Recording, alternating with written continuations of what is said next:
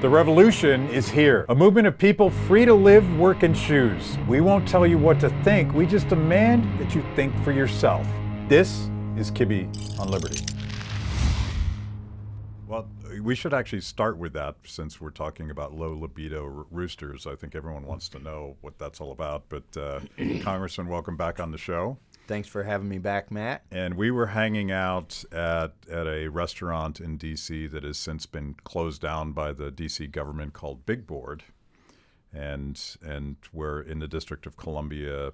They are mandating not only mask wearing by employees and people that go to restaurants, but now vaccine passports. You have to show your papers in order to get into a restaurant. And this one restaurant owner had the temerity to say, I'm not going to discriminate against anybody that comes to my restaurant. And he foolishly posted that on social media. So immediately the DC government came in and started writing him up for health violations. And then they took away his liquor license. And we just happened to be there the night that they actually just shut him down. Yeah, they had taken away his liquor license, so we were enjoying hard drinks of water. Yeah.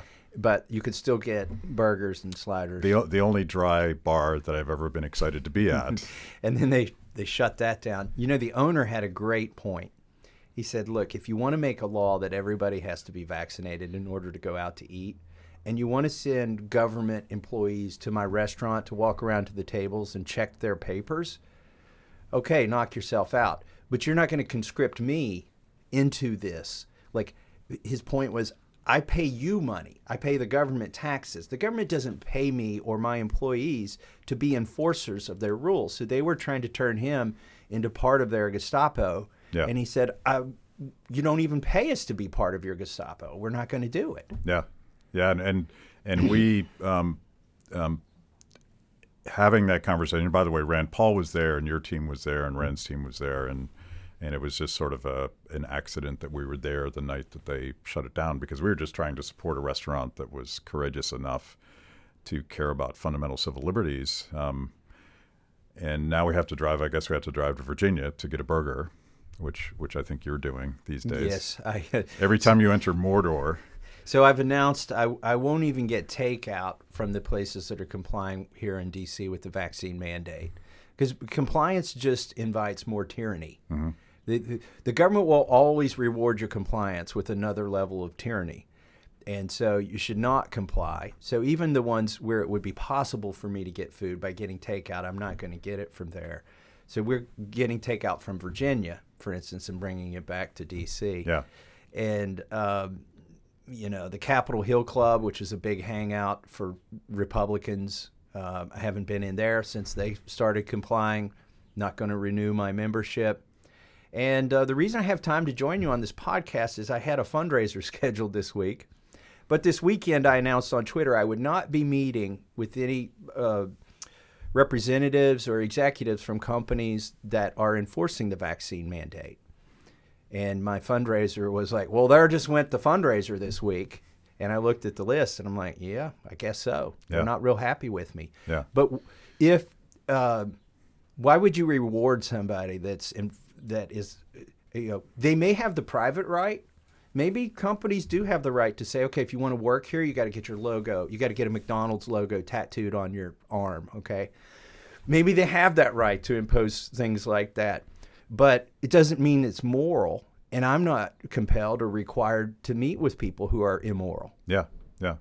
Well, the thing we wanted to do today, and I see you have your napkin, your well thought out. Yes, I brought receipts. Yeah. Jotted these down this morning. And it started, we were talking about this, how you very early on anticipated how this thing would morph and mutate and some of the unintended consequences and the damage. And starting with vaccine passports, one of the things you said in September of last year was that the Biden administration knows that a vaccine passport promulgated through OSHA is unconstitutional. They know that.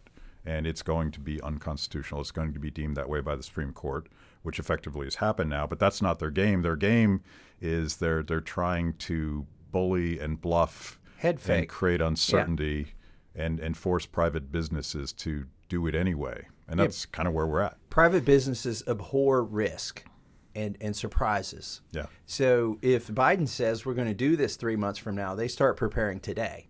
And they start asking people for their vaccine status. And they're like, well, why are you entitled to know my vaccine status? Well, we're going to have to comply with this. And, even we just got to be prepared for the court to rule one way or the other. Yeah. And so they just started enforcing it. They got into the habit of it. Presumably they can't be sued for doing those sorts of things because at the time there was an order that hadn't been thrown out yet. So some of these companies that wanted to do it anyway were looking for the imprimatur of the federal government. And just like with the CDC eviction moratorium, that was promulgated during Trump. Yep. And that was his CDC director. And it was unconstitutional as hell. And I was one of the few Republicans that would call it out. And it went on for a long time. I'm not sure why it wasn't stayed immediately. But then it came to the Supreme Court in the summer. And we had one justice who said, well, it's about to end, so I'm not going to strike it down. We're better off with a light touch. Well, Biden took that as a sign that he could just renew it.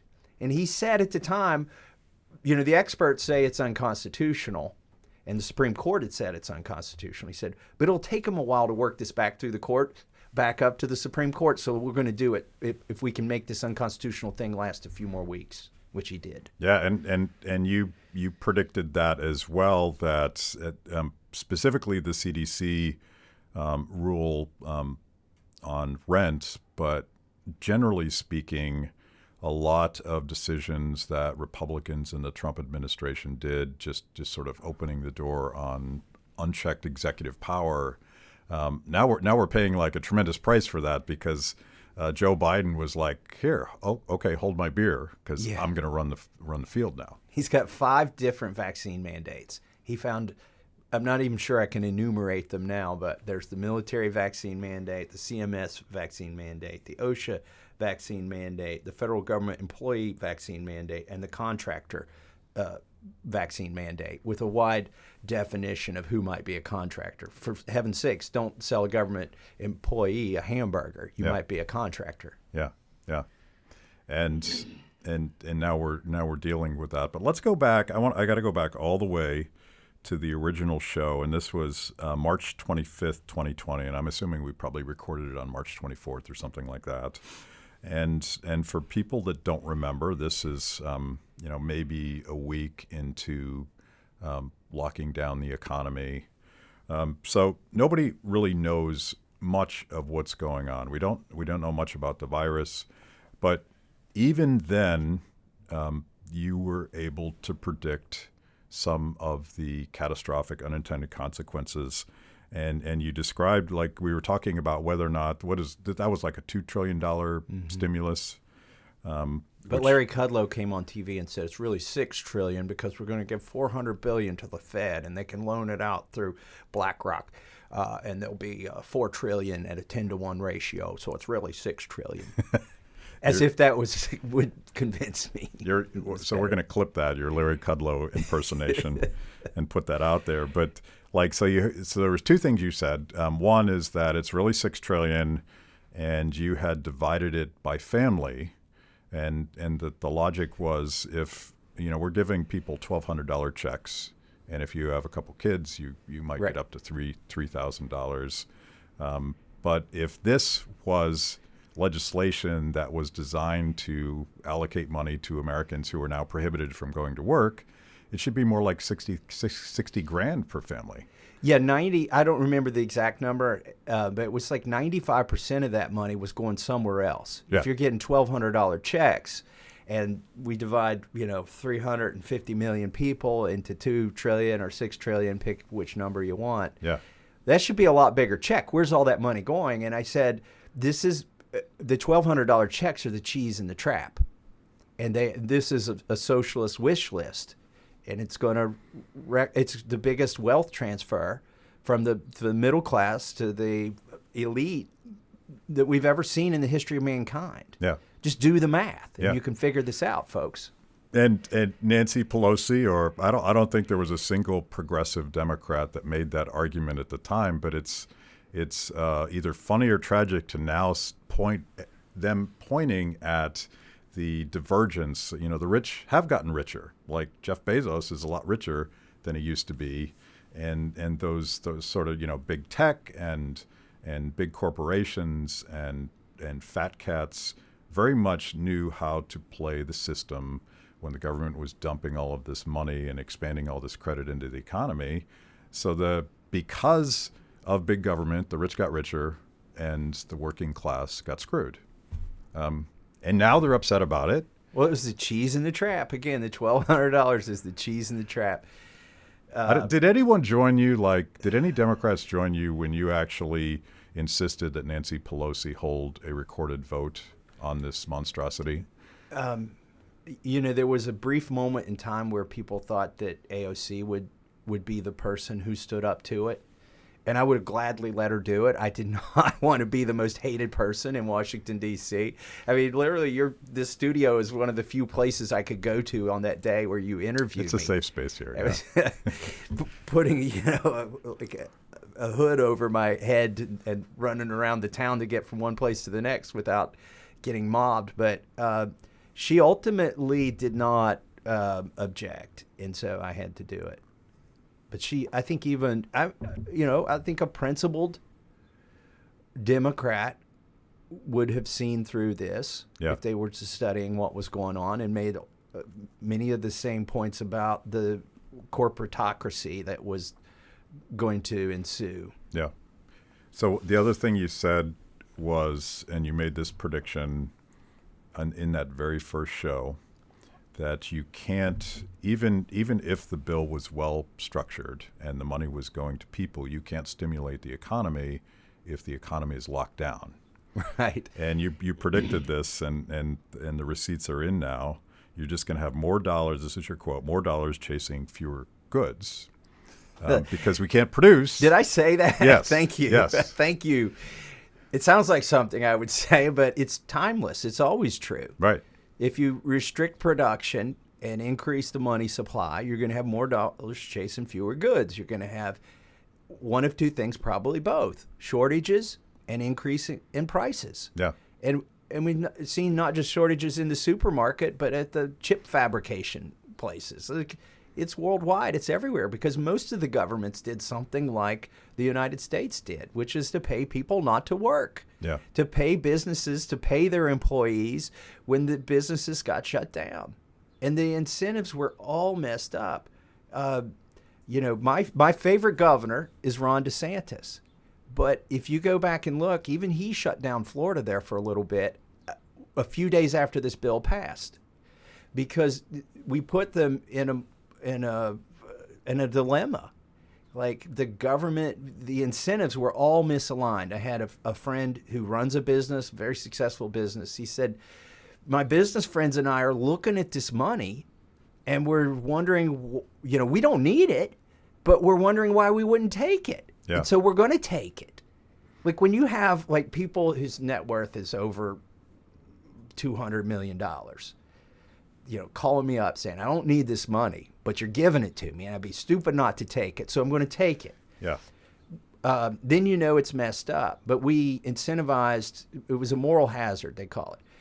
We basically bribed the governors into shutting down their economies, and all of them complied. Ron DeSantis was the quickest one to see through all of it, and he banned Fauci and Birx from coming to the state of Florida. Which is a brilliant move because while Trump was president, you had these two bureaucrats going around giving the imprimatur of the federal government to all the state health agencies.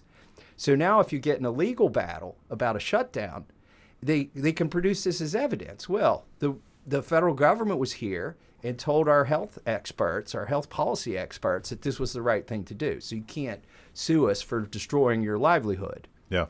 Yeah, it creates, and you predicted this, that one of the things that would happen is you're incentivizing states to behave badly. And later on, after, I believe one of the first things that Joe Biden did was bail out the states and explicitly. So states like California, New York, states that had really been draconian in their reactions, didn't really pay a price for that because the money kept flowing from D.C. There was a constitutional argument that some of my conservative colleagues made to me, which is the Fifth Amendment requires you to reimburse somebody if you've taken something from them. And, it's basically eminent domain. Yeah. And because we were taking away the livelihoods of people, some of my conservative friends in Congress argued that we owed it to them to pay them.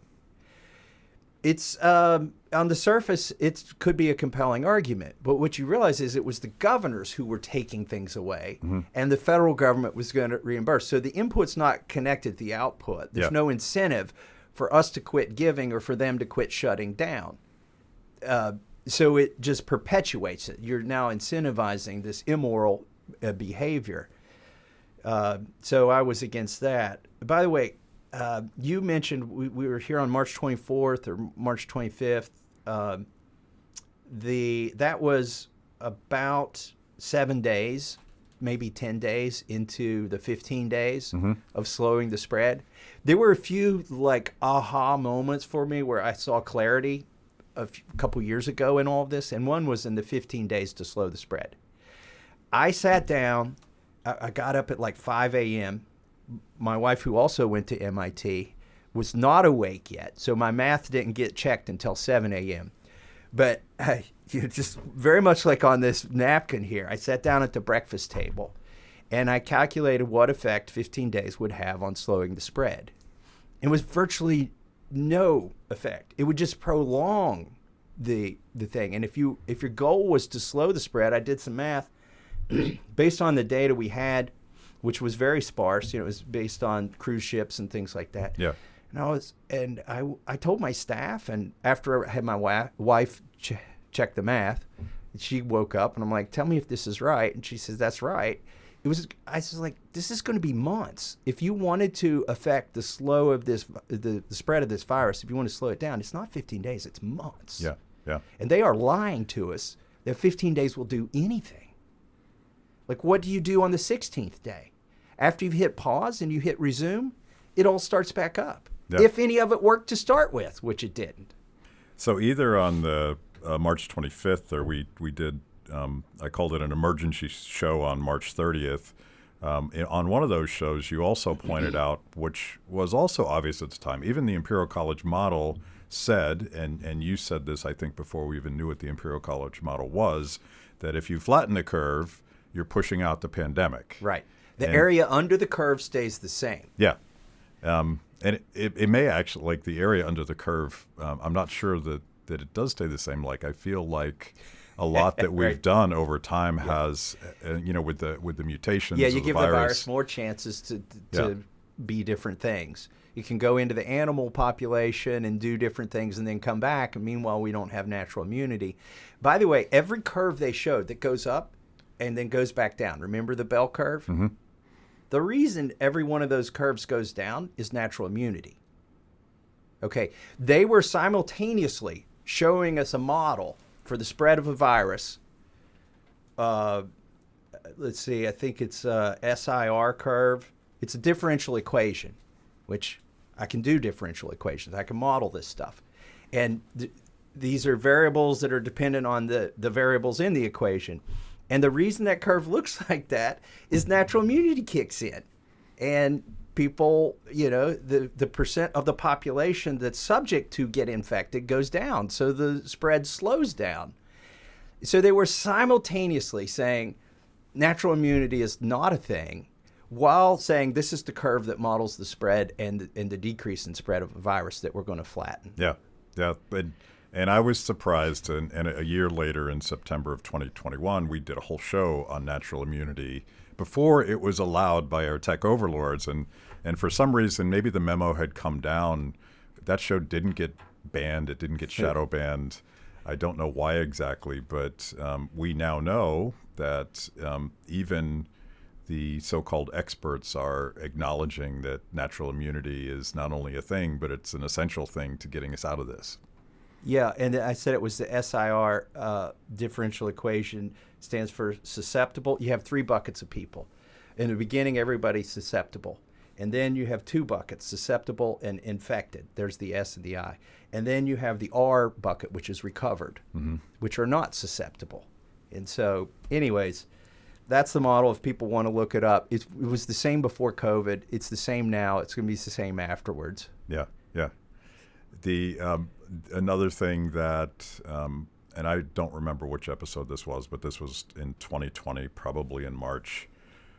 You were talking about some of the unintended consequences of locking down restaurants and fast food restaurants and truck stops. And this was in the context of a broader conversation we're having about these bureaucrats don't have any idea of how food gets from a farm to that poor guy that has to deliver it to your front door while you're sheltering in place for over 2 years because you're a member of the laptop class. Yes. We didn't come up with that word yet, but that's now like a real thing. And one important piece of that is truck drivers who use a network of fast food restaurants and truck stops to go to the bathroom and get food and rest up and all the things that they do. The bureaucrats didn't anticipate that. No, and I had another one of these points of clarity during the everything being slowed down or shut down. I went and got tires for my truck because we're going to need tires, right, in this post-shutdown world.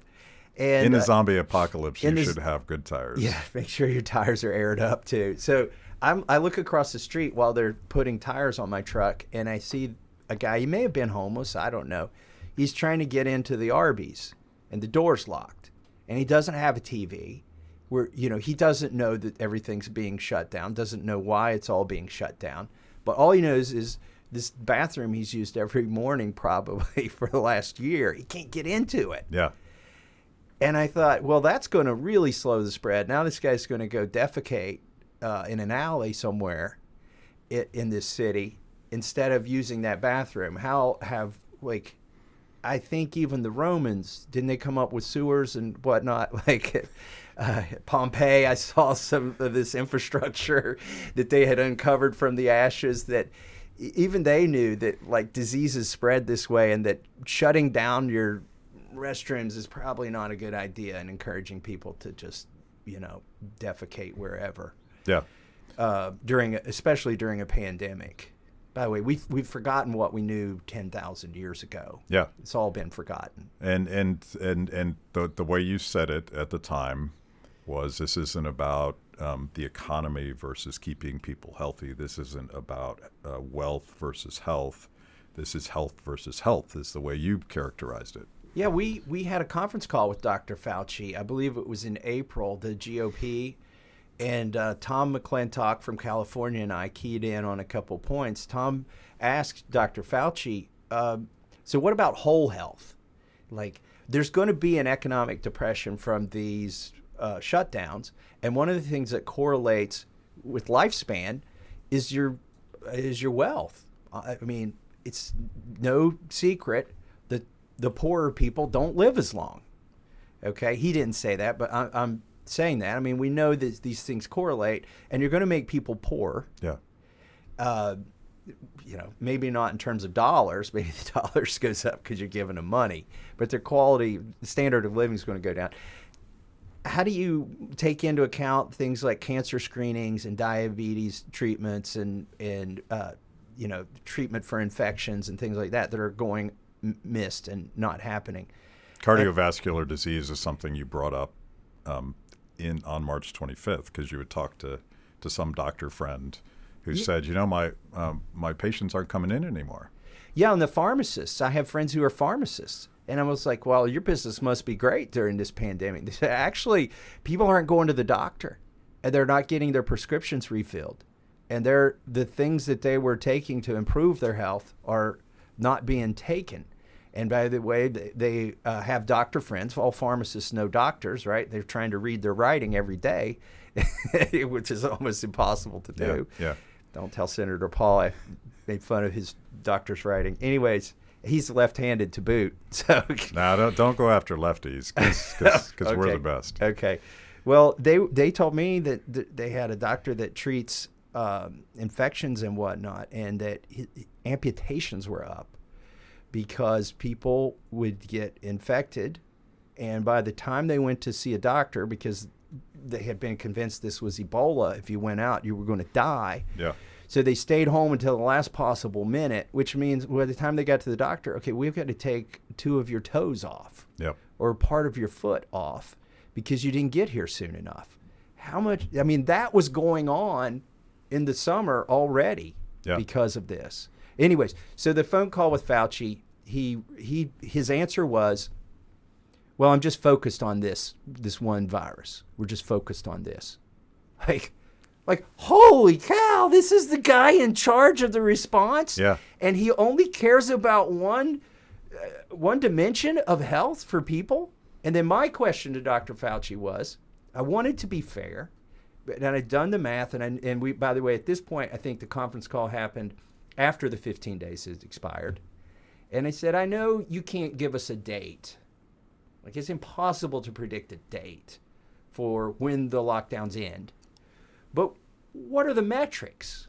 Like, what are the things you're looking for, at which point you will recommend not locking down or dampening our economy?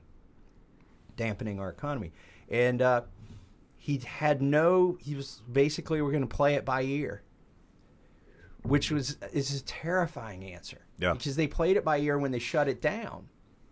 And we were just like, they had no metrics when they shut it down for opening it back up. I said, before you get in a car with somebody you don't know, you should at least ask them where you're going and how long it takes to get there. Yeah. And everybody's getting in the clown car of Dr. Fauci driving. And he's not telling you where he's taking you. Yeah. And so that was basically my question, and he had no answer to that. So after that phone call, I was like, oh, man, we're in trouble.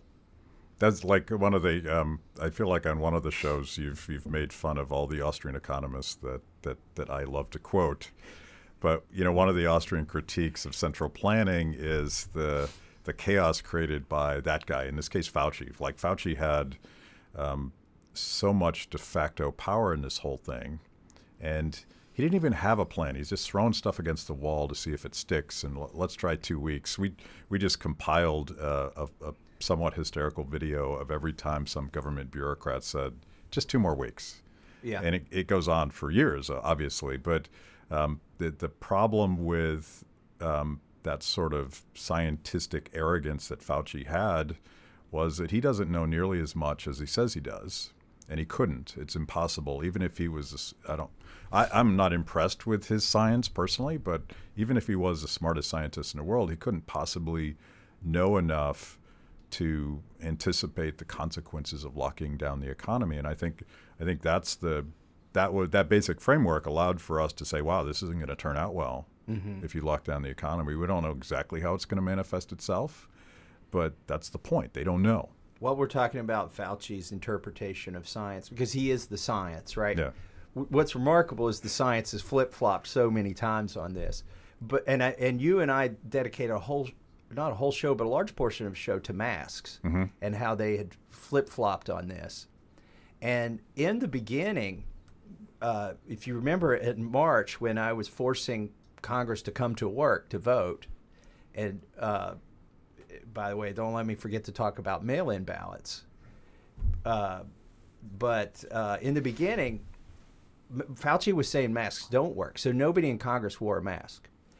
And Pelosi's accusing me, people are going to die. She called me a dangerous nuisance. But then later she builds a plexiglass box in front of our ventilation system in Congress with no roof on it so that the virus can spread everywhere. But they eventually came around to saying you have to wear a mask. And I was conflicted as to whether to comply at all with that. But it wasn't going to be possible for me at the time to speak or vote without a mask on. So I had a mask in the car, and I got out a Sharpie, and I wrote N95 on it. It's the, of the masks that are available to us and wearable in public, it's the only one that possibly has a chance. It has to be fitted. You can't be taking it off and laying it down and fiddling around with it and then putting it back on. Once you take it off and open it up, you get it out of that box, you got to assume it's contaminated, blah, blah, blah. They get wet. They get saturated anyways. But I wore an N95 mask and I wrote on a Sharpie N95, and I came out of Congress and they're like interviewing me and I'm standing there with this N95 on my mask, trying to tell the public, okay, if you're going to go along with this, wear one that could possibly have a chance of working. But they went from, and I don't want to dwell on this because we have a whole show and people should go look for that, but they went from masks do not work, don't use them, to cloth masks will work. These were the noble lies, right? Yeah. And then you and I did a show saying they're eventually going to have to recognize that cloth masks don't work. And then a month or two later, or maybe 3 months later, they came around and they started acknowledging that if you're going to wear a mask and it has any chance of working, it's got to be an N95 or better. You've probably seen these pictures on the internet. Fast forward to today, the Biden administration decided that everyone has to have an N95 mask, and they bought up the supply. I would assume that if I wanted to go acquire one, it would be more difficult because the federal government spent I don't know how much money doing this. And they're dumped in baskets in stores, not wrapped, and they're like, take 3. Yes. And so, maybe... people have been sending me those pictures, and I put it on Twitter. There's a federal government sign that says take 3, and there's a pallet of them boxed up, and there's 20 in a box. Okay, so maybe you want to blame the clerk at the grocery store, the stock boy, for dumping them out. But how else are people going to get 3 masks when they're packaged as 20? Right. And it's like, it's the most unsanitary thing you ever saw. The masks are laying out there in the open in bins that are meant for like reject CD-ROMs that you would normally like shuffle through. Oh, there's Top Gun. Yeah. Like, but this is government in practice. Like whatever your pretensions are, like everyone should have an N95 mask. There's a question of not only knowledge but basic competence to just. They did the same thing they did with all that funny money that they gave the Federal Reserve. They just helicopter dropped it onto the economy, and like if you can find it, that's great. But patient zero probably pawed it before you got into your hot hands. Yes, yeah. Well, I wanted to tabbed and I wanted to go back to mail-in ballots. Yeah. So in that time frame in March, I call it the singularity when everybody hated me in Washington, D.C. For making them come to work. Right, and the blood would be on my hands and blah, blah, blah. Meanwhile, like 0.0001% of the population had been infected by this. And just 8 weeks before, Nancy Pelosi was going through Chinatown and with encouraging everybody to come out and shop because this virus, there was no big deal. And then 8 weeks later, she's calling me a dangerous nuisance and people are going to get killed. Here's what I didn't realize it at first, but in the course of making people come to vote, I realized they're going to do mail-in ballots in all 50 states. And this is setting the pretext for that. The fact that Congress, you've got 434, not me, 434 members of the House who are saying it's too dangerous to vote in person. Okay, we're provided good health care. We're provided, guards and security when we're here. If you want, you can fly first class. And there's a doctor in the basement of the Capitol who will take care of you specifically if anything happens. And yet my colleagues are all arguing it was too dangerous for us to show up to work and for us to show up to vote. So the first hypocrisy you already hit on, it's too dangerous for us to work. Right. Well, the truckers are working and the nurses are working and the grocery store clerks are working. So why are you arguing it's too dangerous for us to work? But the second part of that was it's too dangerous for us to vote in person. Okay, which has been, if we're going to legitimize third world countries' elections, we say you got to show up in person and get some ink on your finger so we know that you don't show up more than once, right? Right. You may be able to cheat, but you got to have one warm body for every vote, or a good way of washing, iodine or whatever it is off your finger. So that was the pretext, and then all 50 states. This is where I think they kind of got Trump in checkmate. They had him mad at me and arguing to everybody to just go along and pass this with nobody there. And that, if everybody sees that on TV, then how do you go back to your state and say, we're going to make you show up to vote even though Congress didn't show up to vote? And in mail-in ballots, you don't have to believe in conspiracy theories or coincidence theories. If you're not a conspiracy theorist, there's only other one choice. You're a coincidence theorist. But you don't have to know that machines were rigged to believe that the election was swayed by gamesmanship using mail-in ballots.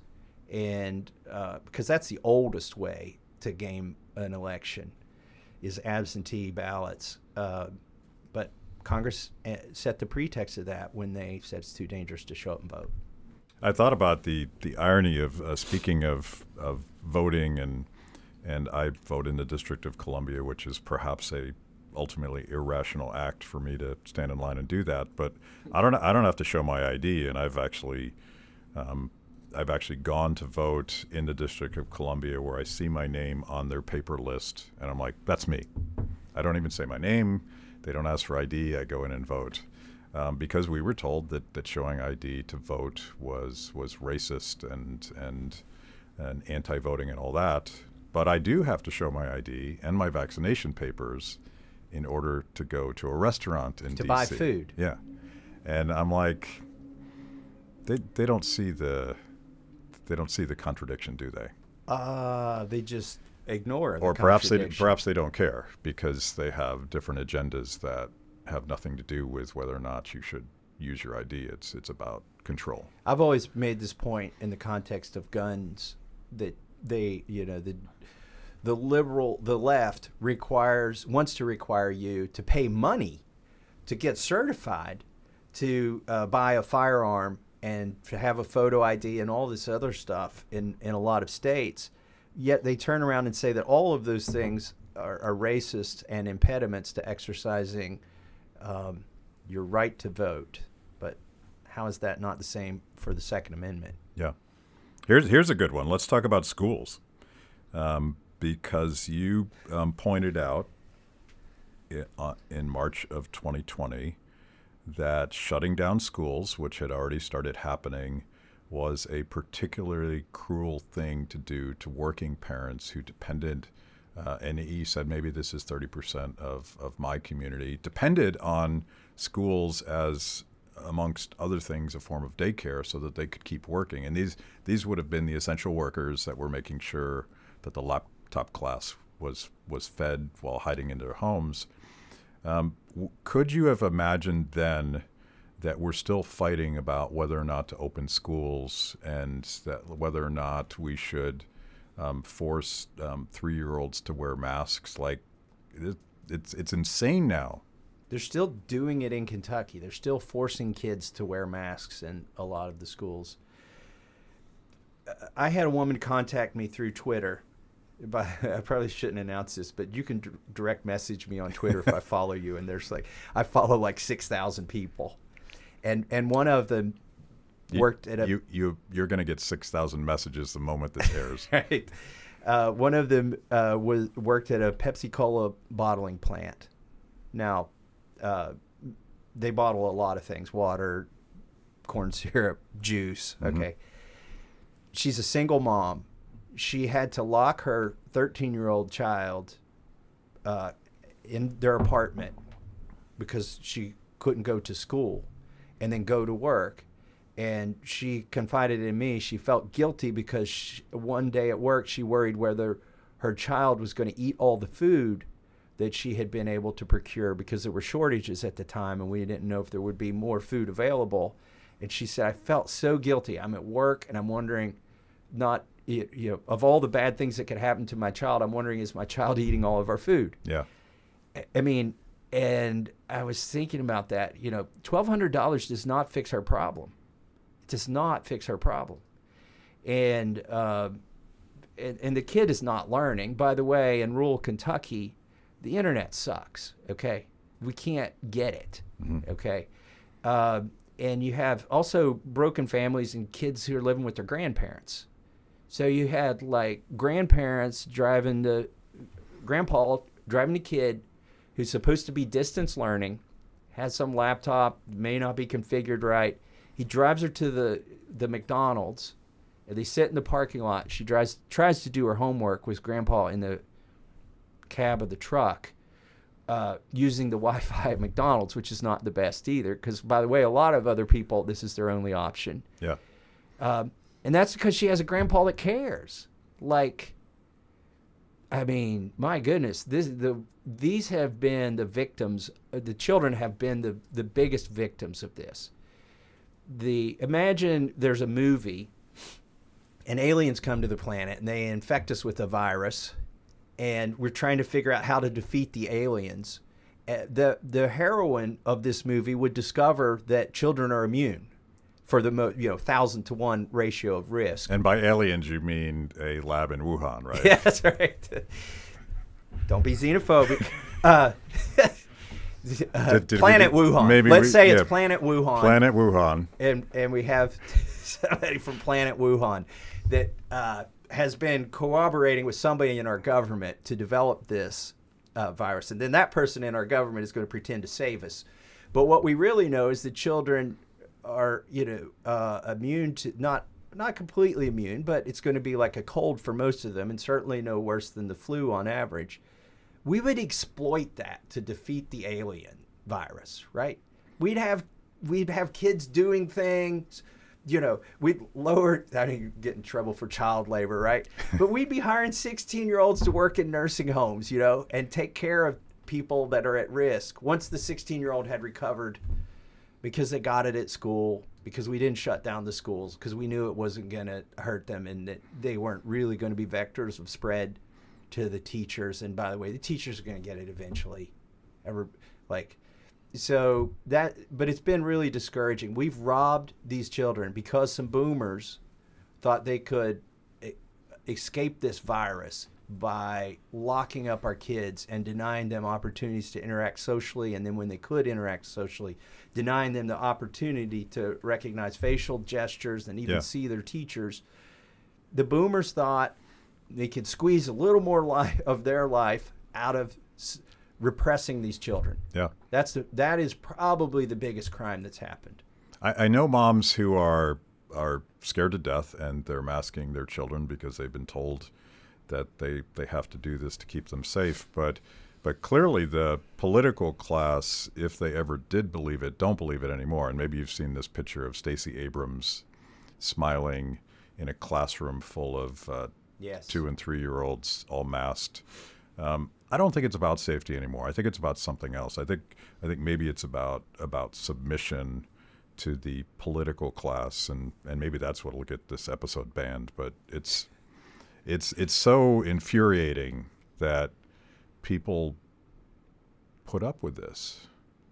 And they're starting to push back.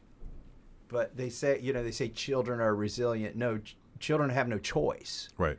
Yeah, I was pretty resilient, and Dad threw me in the back seat and smoked his cigarette, and we're going to go to Grandma's house. Like, I don't have a choice saying, Dad, can you not smoke, right? Right. Like, children are resilient. They have to put up with whatever the adults want to do. And this has been the cruelest to the children. Yeah. It's already showing up at colleges. People are showing up to class freshman year, and they're just not prepared to do the work. Yeah.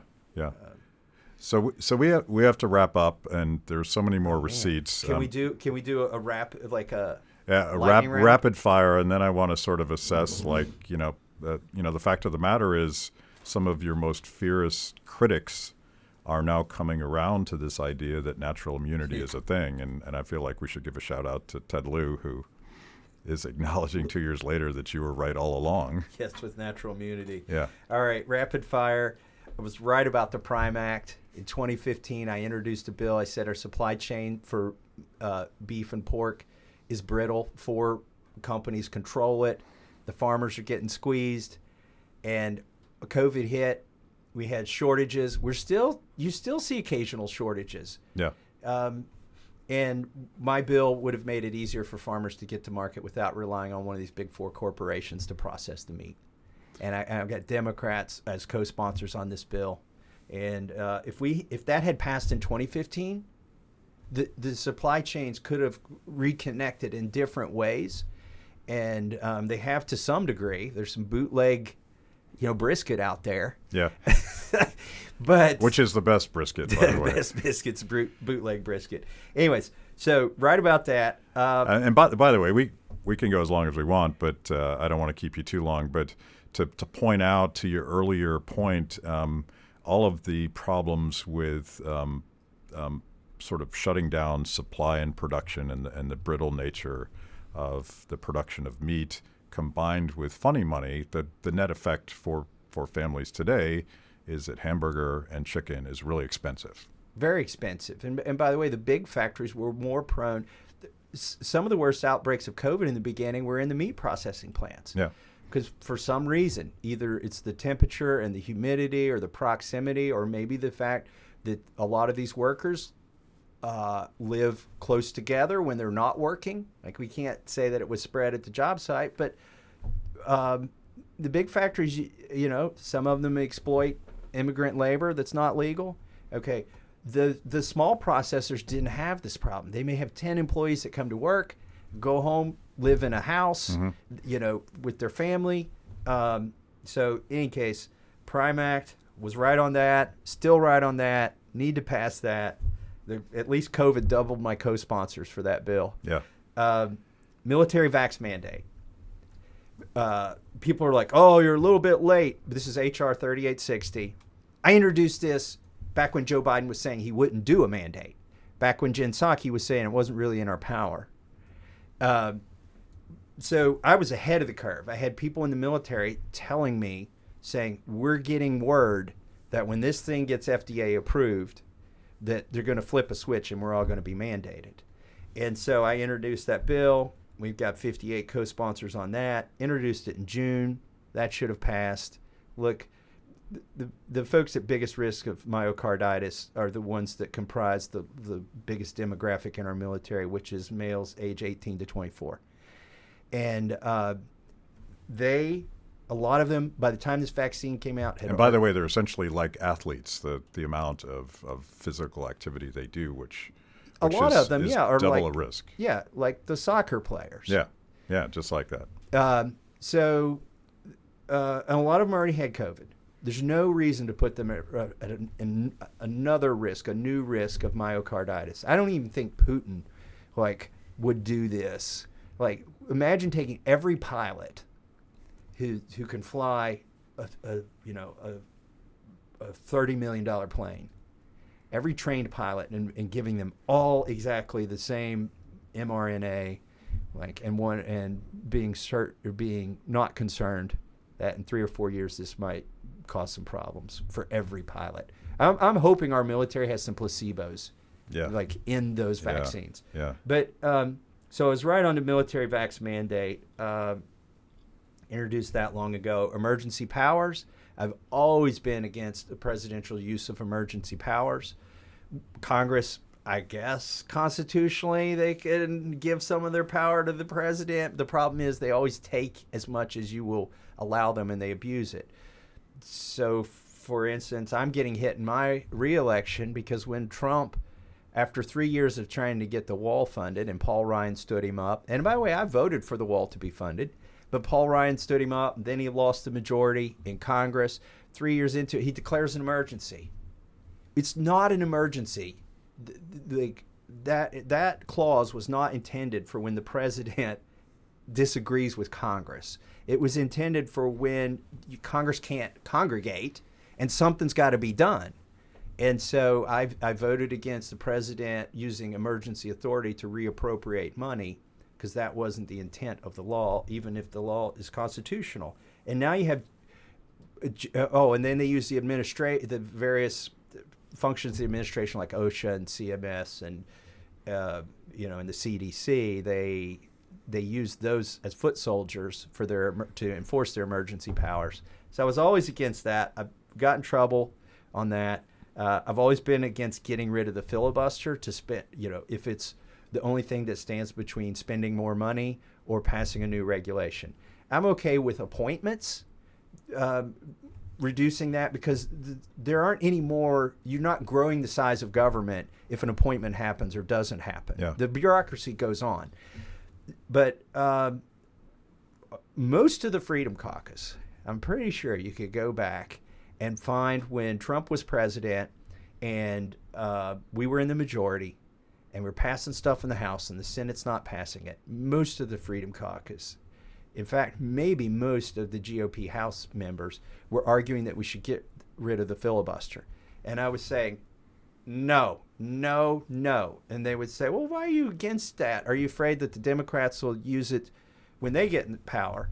And he said, no, I'm afraid of what Republicans will do. Right. If the limit is 50, there's 51. There's nothing conservative about lowering the threshold to spend money or pass new onerous laws. So, and by the way, the real test for whether or not a member of Congress is defending the Constitution as they're sworn to do is when it's uncomfortable because your guy is doing it, right? Yes. And most members of Congress just fail that test.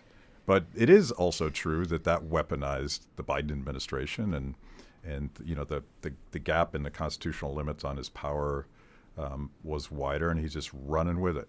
The CDC eviction moratorium promulgated under Trump was the prototype for the CMS mandate, the OSHA mandate, vaccine mandate. It basically cut copy paste by Biden of what President Trump did. Yeah. And so, all right, that's most of my receipts. The biggest thing I think is that I hope people remember is I'm the guy that stood up on March 27th of 2020 and said that if you pay people not to work, if you print $2 trillion, you're going to get inflation and shortages. And a lot of Republicans now are running in the midterms saying that Joe Biden did this. They were complicit.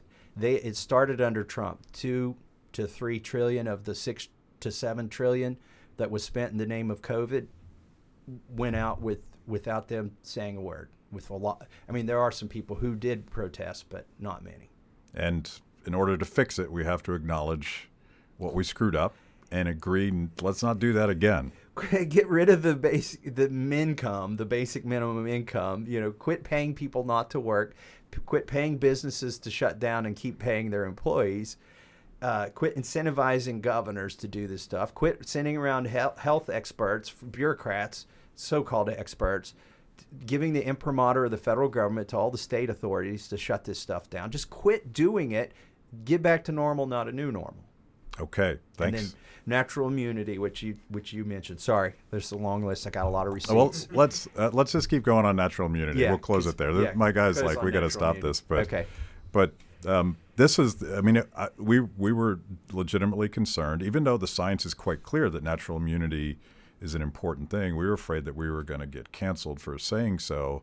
But now people had been canceled. Yeah. For saying that natural immunity was real. Yeah, your show with Tom Woods got canceled. That's right. Yeah. And I was like, you're going to ruin my show too. You were trying. We tried because we went even further, but apparently the machine has caught up with us. They now acknowledge natural immunity. After about the umpteenth member of Congress issued their statement, it's almost like a hostage, statement they're forced to read. Yeah. I had 2 shots and I was fully boosted and I got COVID and I'm not suffering too much, so thank God for the vaccine. Right. Like they all issued some form of that. Yeah. And after literally everybody that got vaccinated and boosted had to issue that statement, they're starting to recognize natural immunity.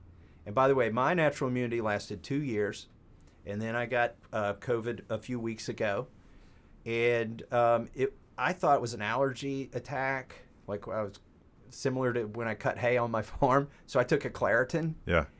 And it helped a lot. I'm not saying you should take Claritin to cure COVID.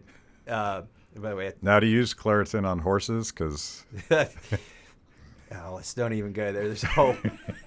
By the way, the CEO of Pfizer is a veterinarian. I want to repeat that as many times as I can on everybody's show. So isn't it somewhat ironic that the guy who got his degree in treating animals, livestock, is the one who's prescribing everything for humans at this point, and then humans are being made fun of for taking a medicine that works on cattle, horses, and humans for a variety of things.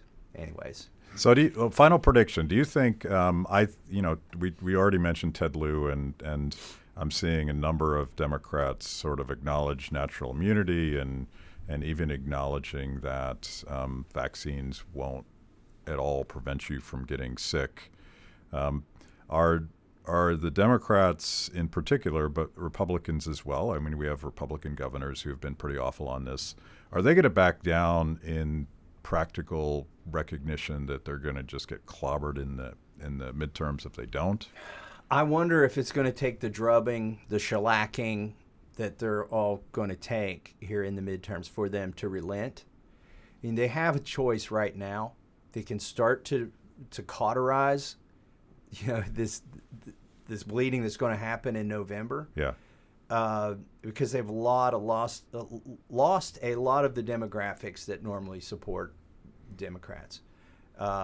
Or they could go the other way and they could try to prolong this and as the impetus for mail-in ballots again, and hope to use mail-in ballots to sort of stem the suffering that they're going to take in the midterms. I don't know what they're going to do, but it does seem to me that they're coming around. Like with Ted Lieu admitting that natural immunity has to be part of the equation when we start looking at when to open things back up.